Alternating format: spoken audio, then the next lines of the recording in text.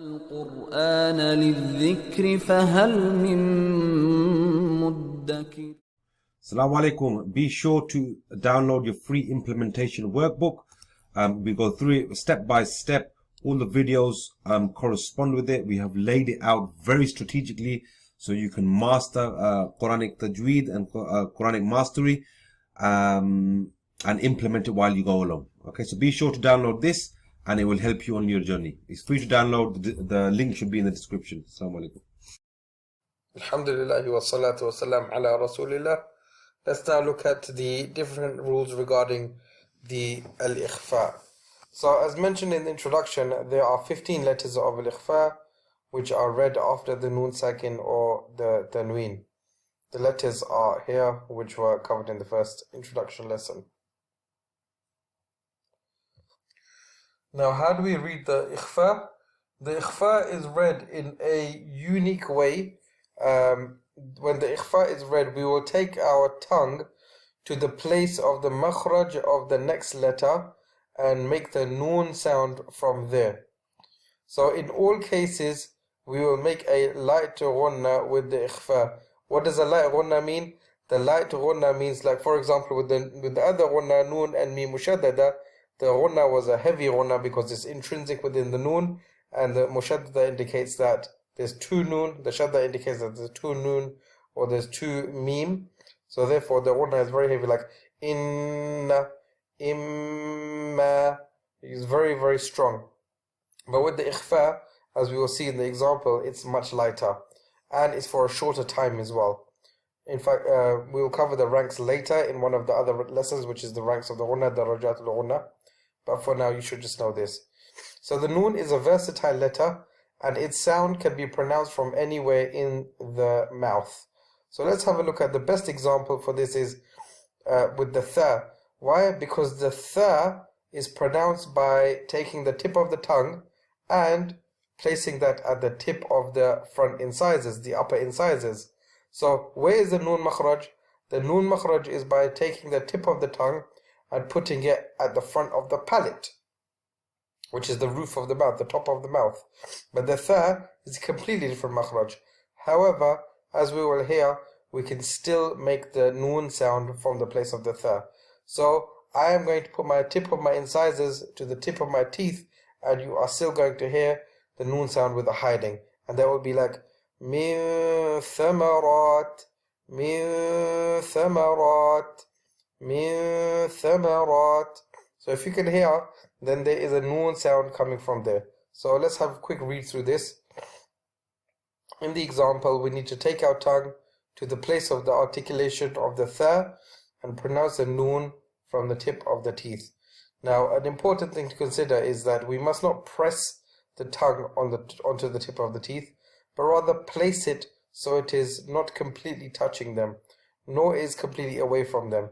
This is the meaning of hiding the noon. So when I put my tongue there, if I placed it and I pressed it onto the tip of the incisors, it will sound like this. Min thamarat, and that's incorrect. Why? Because half of the sound needs to come from the nose and half of the sound needs to flow through the mouth. So this is why we place it, to ensure that there's enough sound which is able to travel through the mouth and 50% through the nose. So we will say min thamarat, not min thamarat. And if I went all the way away and I didn't touch it, it would be min thamarat, which is incorrect as well. So you place it very lightly onto the tip of the teeth. Now, the noon hides behind the makhraj of the next letter, and that's why it's called the Ikhfaa. So let's have a look at the other considerations. So there is the other aspect to Al-Ikhfaa. This places the 15 letters of Ikhfaa into 3 separate groups. Now in each of these groups there's a specific way to pronounce the Ikhfaa. So I put in group number 1, which includes the tha, jim, val, za, sin, shin, sad, dad, dha and fa. So this is I've put in under the normal Ikhfaa category. Group 2 is the ta, dal and ta, and I've written here fa from makhraj, and I will explain that later, and the qaf and the kaf, And group number 3, which is press on the makhraj.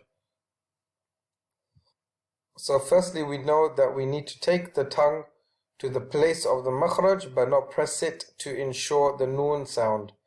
This is how the ikhfa of all of the letters of group 1 are read, and that's why we've put it in the normal category, because we don't press it onto the tongue, nor do we keep it very far away from the makhraj. It's like just a nice easy place.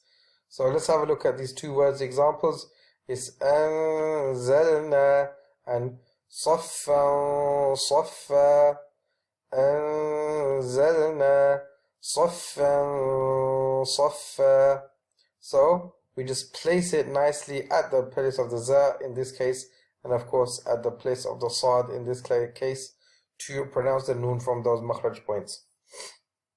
Now again, with this type of ikhfa, the ghunna will be of medium strength. The ghunna will not be felt as strong as it does with the mim and noon mushaddada, with the mim with a shadda on it, noon with a shadda on it. Half the sound will come from the mouth and half of the ghunna will come from the nose.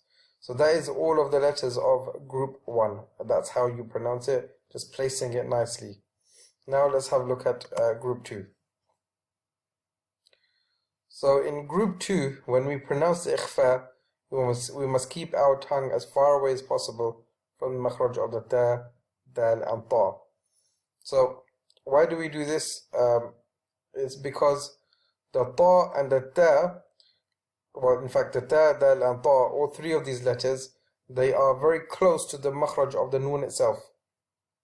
So of course the noon makhraj is, like we said, the tip of the tongue, placing it onto the palate, and the dal, ta and ta are both, or all three of them, come from just a little bit further away, further forward from where the noon is pronounced. So therefore, to avoid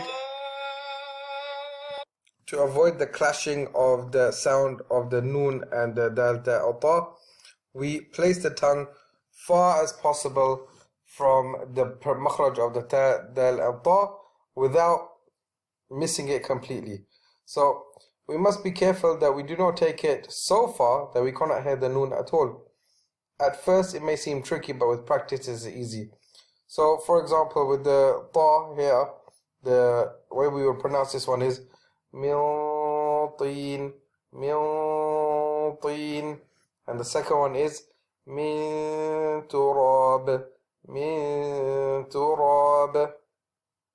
So we can see that we are still touching the place of the ta, dal, or ta, but it is very light touch. So the ikhfa of this will be weak because the tongue will be far from the makhraj of the dal, ta, and ta, dal, and ta. Most of the sound will be coming from the mouth and some of the ghunna will be coming from the nose. So that is the second group, which we need to place it as far as possible from the makharij of the three letters, while not completely taking it away from them, to ensure that we are not missing the sound of the noon completely. Because if you don't touch the makhraj of the dal, ta, and ta, it will become as if, for example, you're pronouncing a ya. I've heard min tin or min turab, and that's not touching the place at all. So let's move on to group 3. Now group 3 is just the qaf and the kaf. And group 3, we must press the tongue on the place of the makhraj firmly. So what do we mean by this? We mean that we are going to completely block the sound from coming from the mouth, and this will become like min qablu and min kitab, min kitab, min qablu. So we are completely pressing the tongue on the place of the makhraj of the qaf and the kaf. And why do we do this? We do this because the qaf and the kaf is right at the back of the mouth, and to ensure that the noon sound is coming from there properly, we need to press it completely.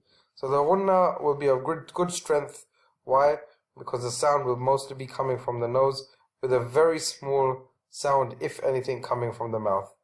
So that covers the 3 groups of pronunciation for the 15 letters of al-ikhfa. And in the next video we will look at the other consideration.